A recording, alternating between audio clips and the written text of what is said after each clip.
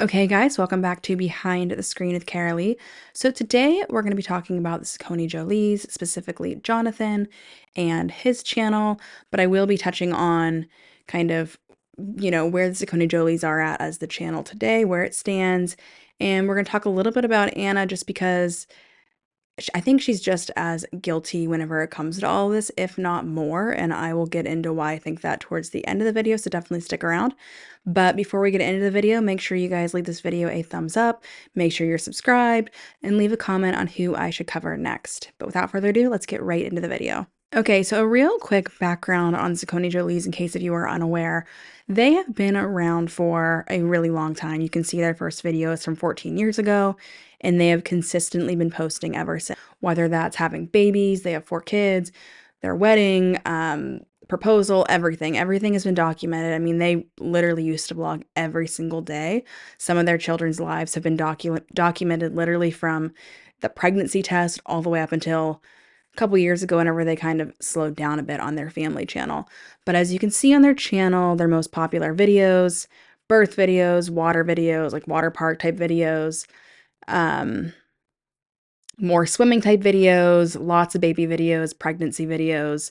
For a little while there, they were friends with Zoella and Alfie, and that definitely brought them some views. You can see this video has 2 million views. They're not friends anymore. I'm not really sure why, but when they were friends, Jonathan definitely did not miss any opportunity he possibly could to film with them. Yeah, they were definitely one of the first family channels that I stumbled upon literally over a decade ago, and I definitely liked them at first. This is well before there was any type of issue with family vlogging. Um, well, I wouldn't say that. There's always been an issue, but this was like 2013, probably around that time, whenever nobody was really talking about the issues. So it was very short-lived. They're the only, like, family channel I would say that I consistently watched for a little while, but literally over a decade ago, so it's been quite a while. But I did throughout the years, I would, go back and kinda see what they were up to, which has been quite a lot. Also, just, like, a little disclaimer about this video, I'm getting over a cold, so I sound a little bit funny, I look a little bit funny, and that's just wanted to let you guys know why. If my voice is extra crickety than usual, that's why. Okay, so as you can see, the Saccone Joly family has definitely died off. They have not posted in 8 months, and even whenever they were posting, it was all Anna and her friend, um, who a lot of people think she likes or they're in a relationship with. I don't know, but he's gay, so that is not the case, but they're definitely best friends, and she seems to spend quite a bit of time with him. But, towards the end of the channel's time, they talked a lot about their trans daughter, um, they kind of really leaned into that towards the end, I think, to try to, like, squeeze out as many views as possible, but the channel wasn't doing well, put it that way. So, then within the past year or so, Jonathan kind of re-upped his own personal channel, which he started posting 11 years ago, but didn't post a ton until more like a year ago whenever he started posting with his kids, and now it's primarily just the kids in the video, and he kinda narrates it, I think, just to kinda keep YouTube happy, but it's a kids themed channel, if you will. You can see its challenges, um, Sephora hauls, saying yes to everything my daughter asks for 24 hours. It's a lot of just the kids are the main character type of thing. They're in every single thumbnail. And if we go to the About section, it says, "Welcome to the Jonathan Joly channel." It's not really Jonathan's channel, it is the kids' channel. It says, "We make scripted and non-scripted content, challenges, and fun videos. Don't take any videos too seriously, they're just for entertainment, and we hope you are entertained." So yeah, he has over 2 million subscribers, 952 videos. His videos in general, 34,000 views from 3 days ago, 39,000 views from 7 days ago. When they really get a lot of videos, there's typically a reason. This one got 186,000. It's showing an infected ear picture saying my daughter got a new piercing and this happened. Trigger warning. This is another one that got a lot of views, 161,000. My daughter went on her first date, emotional. That's his trans daughter Edie, and Edie is 10, which I did watch the video because I had to see, like, I didn't know Edie's age until I looked it up, but I was like, I know that Edie's not a teenager, so I was really confused, and it's a very weird video. Basically, He takes Edie out to go shopping, gets all these gifts for the date for the other kid who's going on a date, like an iPad, I think. I don't know, it's really weird. Um, but Jonathan will literally stop at nothing to stay relevant. And as you know, I covered the video about the Simply Stucky family, and they are all about, their kids being sick, and that's what generates views. It looks like Jonathan's kind of going down that path, at least with this video he just posted. Not a sickness, but a broken bone injury type of video. He probably thought, hey, this infected ear video did so well. Let's see what else can do well. Obviously, not saying this kid, broke a bone on purpose, but Jonathan definitely did not miss out on the opportunity to film the entire situation and make an entire 30-minute video dedicated to his daughter's broken bone. Okay, so yeah, let's skim through this video. There was a couple things that really stood out to me. Let's just see, and you'll see how the kids are definitely the main characters, and Jonathan is basically taking a back step. Anna basically is nowhere to be found in these videos, which, again, we're going to get to at the end, my little theory about Anna and why I think she might be even more guilty than Jonathan with all of this. This is my daughter Alessia. Hi. And a couple of days ago, this happened. I broke my wrist. So we thought we would make a video documenting the first time Alessia broke a bone, just in case any of you happen to go through this. From going to see Wicked, to having a yes day, to doing one-handed cartwheels, going back to the hospital, and finally a sleepover. But first, we must celebrate this milestone. Happy first break to you. Yeah, I'm going to skip around with this video, but as you can see, this video, again, it's 30 minutes and 15 seconds long. It's entirely dedicated to their third daughter, Alessia, breaking her arm. Usually this is a part in the video where we say we'll give you 5 seconds, like and subscribe, but guys, she literally broke her wrist. So you gotta like the video if you really care about her. For her wrist. My poor wrist. Okay, tell me that Jonathan did not tell those kids to do that, to literally go and try to convince the viewers to like the video because the kid broke. It's so weird. It's so backwards and twisted. But again, I'm not kidding you. If you don't know anything about Jonathan, you should watch a video I did probably a month or two ago. I talk a little bit about him, and he stops at nothing. He's definitely, I think, possibly one of the top 3 most exploitative parents, definitely dads on YouTube. And I don't think I'm wrong on that. If you think I do, give me a few other dads who you think are more exploitative than Jonathan. So then we arrived at the hospital, and you can explain how you were feeling in that moment. So I was crying.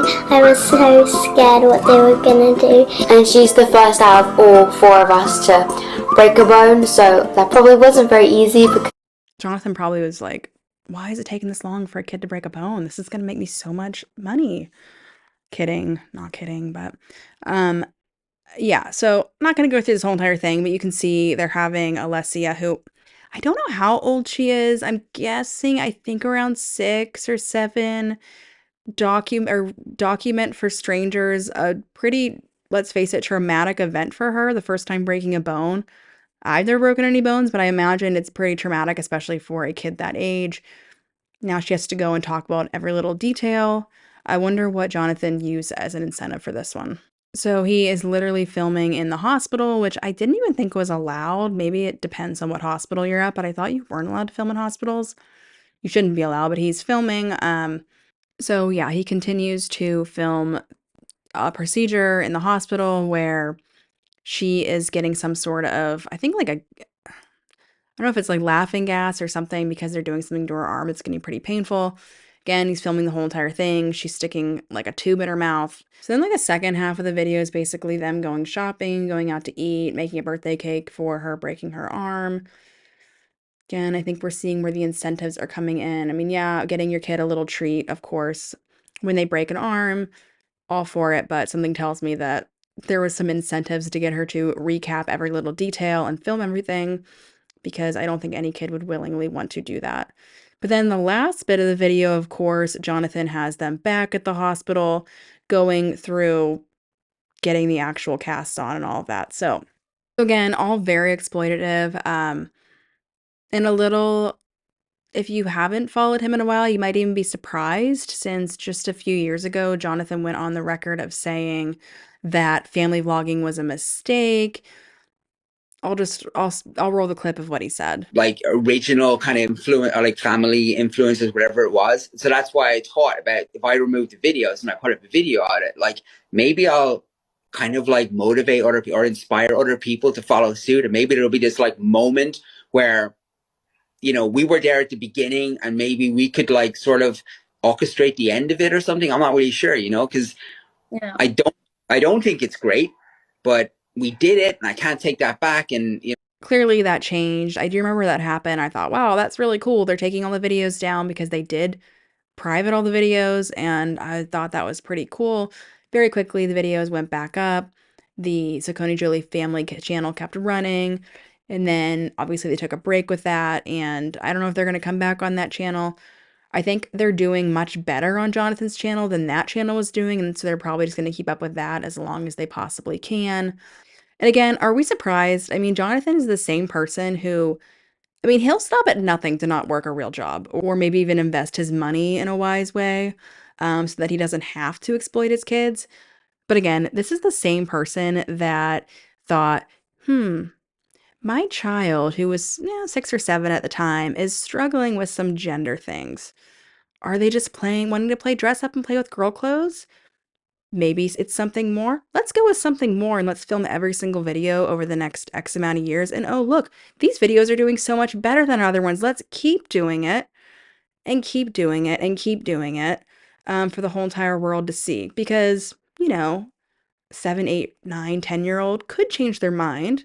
And maybe even if they don't change their mind, maybe whenever they're an adult and they can fully understand how the internet works, maybe they won't want their whole entire journey online whenever they're 18, 19, 20, 30, maybe, I don't know.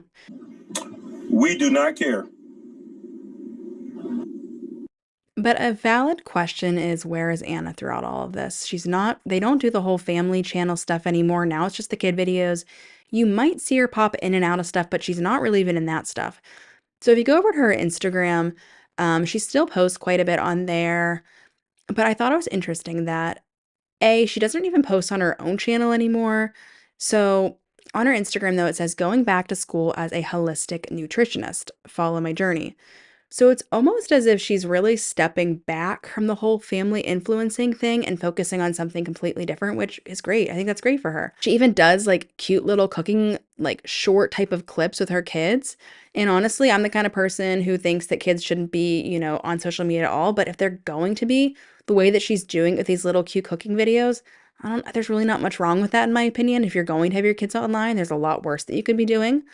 And then she might post like a cute family picture, but nothing crazy. But what I think is kind of interesting is that she's going back to school. Likely being online for as many years as she was got to her. And she realized, I want to do something else. I want to branch out. Again, that's great.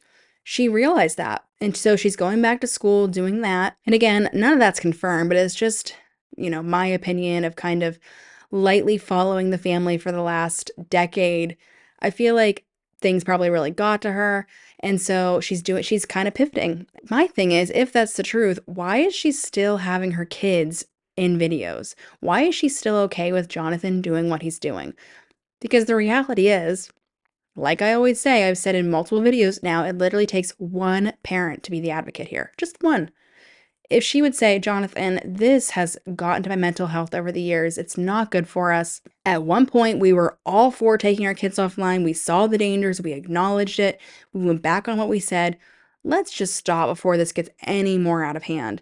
But she doesn't. Likely because that's where they're getting the majority of their income is from the kids. I mean, again, back 4 or 5 years ago, they did try to pivot. They had their own little podcast going on for not many episodes, maybe 10 or 14. I didn't really listen to them, but they talked about various things, parenting. This one says, I think we almost got arrested. So I don't even know what that's all about, but they've tried other avenues of even trying to do things on their own, which does not do nearly as good as having their kids in the videos, having a pregnancy, having anything to do with children. So my guess is that they know that in order to keep up with their lifestyle, their big house in England, which I don't even know the price, but I'm sure it's very expensive, their lifestyle, their cars, schools that their children attend, all of the luxury hauls they do for the videos, all of this, even her going back to school, They need the income from the kids doing the videos online. The kids are their breadwinners, which again is why I go back to I think that she's just as guilty, if not more, because she is doing a different path now. She doesn't really post a ton of stuff anymore on social media. On Instagram, she's a little bit active, but it's nothing crazy, nothing to do with family vlogging. She's apparently going back to school or taking some sort of classes. She's pivoting. She has a different direction that she's going.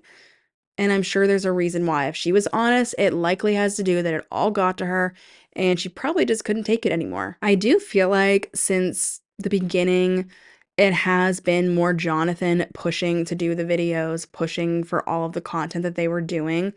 I got the sense that Anna really, there were certain times where she didn't want to and wasn't as into it. Again, that's my theory, but what do you guys think about this whole thing? Do you think that Jonathan is literally going to keep changing directions? Once the views go down on his kids' channel, he's going to completely pivot and have some other type of crazy revelation or just completely new path for videos. And what are him and Anna going to do whenever all of these kids become teenagers and do not want to do the videos anymore, or once they become adults and are no longer in the videos? What are they going to do? Or fingers crossed, family channels just stop existing. I don't know. I have no idea what they're going to do because they've been around for a long time and they have completely relied on their children for the past, I believe their oldest is 11, so the past at least over a decade. Yeah, hopefully they're saving their money, but from the looks of it, it does not seem like it. But anyway, you guys, that is it for today's video. Let me know what you think about all this below. Have you been following Jonathan Joly since the beginning? Like I said, I took a break. I don't really watch them at all anymore, but I sometimes will look and just see what Jonathan is up to because, again, definitely the top 3 most exploitative dads on YouTube, fathering autism. They might be tied. I don't know. So let me know what you guys think, and I will see you guys next time.